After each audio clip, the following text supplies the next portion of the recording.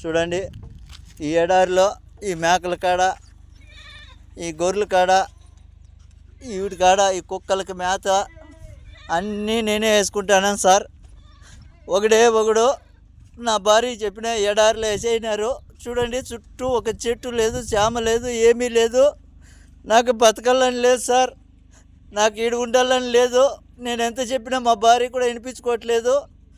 ఎవరు చెప్పినా కూడా నా మాట నమ్మడం లేదు. ఆ పావురాలకి, ఈ కుక్కలకి అన్నిటికీ మేత, మంచి చెడ్డ అన్నీ చూడాలి. ఒక్కొక్క రోజు వాళ్ళు వచ్చినారంటే నైట్ 3 అయినా నిద్ర ఉండదు, 4 అయినా నిద్ర ఉండదు సార్. కోళ్ళకి, ఇక్కడ బాతులకి, ఇట్లా కోళ్ళకి అన్నిటికీ మేత చూసుకోవాలి. చెట్లు వచ్చేసి 2 కిలోమీటర్లు ఉన్నాయి సార్. ఆవిడికి నీళ్ళు ఎత్తుకుపోయి పోయాలా, క్యాన్లతో నీళ్లు మోసుకొని పోవాలా. ఈ జనరేటర్లు ఒకటంటే ఒకటి పని చేయడం లేదు. వాళ్ళకి చెప్తే వాళ్ళు కనీసం పట్టించుకోవడం లేదు.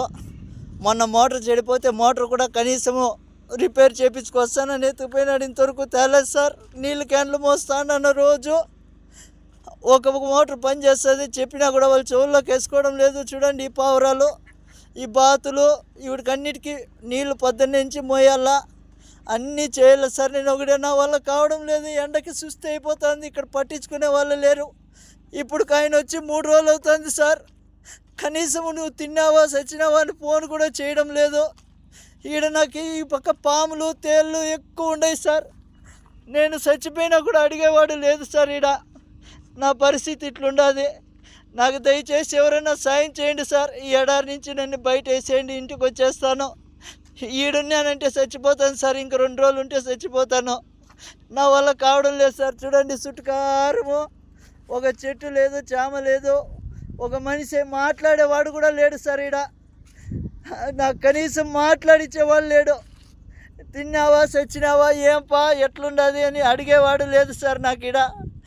నాకు నా బిడ్డలు గుర్తొస్తున్నారు. నేను బతకలేను సార్. ఈడ దయచేసి ఎవరైనా నన్ను సాయం చేయండి. ఈ కోవిడ్ నుంచి నన్ను బయటపడేయండి సార్. ఏం చెప్పినా కూడా ఏజెంట్ కూడా కానీ నా మాట వినడం లేదు సార్. డబ్బులు కట్టు అంటున్నారు. నా కాడ అంత డబ్బులు లేదు. ఏం చేసేది సార్? నేను కూలి చేసుకుంటేనే పని జరుగుతుంది. ఏదో ఇక్కడ నాకు చెప్పిండే పని వచ్చేసి వేరే, ఇక్కడ చేపిస్తుండే పనులు వేరే. ఎవరికి అడిగినా నాకు పట్టించుకోవడం లేదు సార్. నా వల్ల కావడం లేదు. ఎవరైనా దయచేసి నన్నట్టు గడ్డకేయండి సార్. మీ కాళ్ళు పట్టుకుంటాను. లేదంటే ఇంకొక రోజు 2 రోజులు చూసి నేను ఆత్మహత్య చేసుకోవాల్సిందే సార్. నా వల్ల కావడం లేదు. మీకు ఎవరికన్నా కానీ దయ ఉంటే నా పైన కొద్దిగా దయ చూపించండి. ఎందుకంటే ఇంటికి వచ్చి కూలో నాలో చేసుకునైనా బతుకుతా, కానీ ఇక్కడికైతే బతకలేను. నా వల్ల కావడం లేదు సార్. 10 నుంచి సాయంత్రం దాకా ఒకటే పని ఉంటుంది. నా వల్ల కావడం లేదు. కనీసం ఇక్కడ మాట్లాడిచ్చేవాడు కూడా లేడు సార్.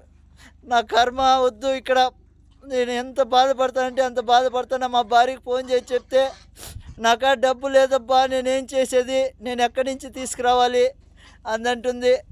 ఇంకా నేను ఇక్కడ బతకలేను సార్. నా వల్ల కావడం లేదు. దయచేసి నాకు మీద ఎవరైనా దయ చూపించండి సార్. చూడండి, ఇక్కడ ఇసుక తుఫాను వస్తుంది సార్. ఆ రోజు వాళ్ళకి చెప్పినా కూడా వాళ్ళు రారు. ఇసుక తుఫాను ఉంటే రారు వాళ్ళు. ఈడ మేత వేయాలా, నీళ్లు పెట్టాలా. మనిషి చచ్చిపోయినా వాళ్ళకి బాధ లేదు. వీటన్నిటికీ మేత పెట్టాలా, నీళ్లు పెట్టాలి, అన్నీ చూసుకోవాలి సార్. కాబట్టి ఎవరైనా దయచేసి నా బాధ అర్థం చేసుకోండి.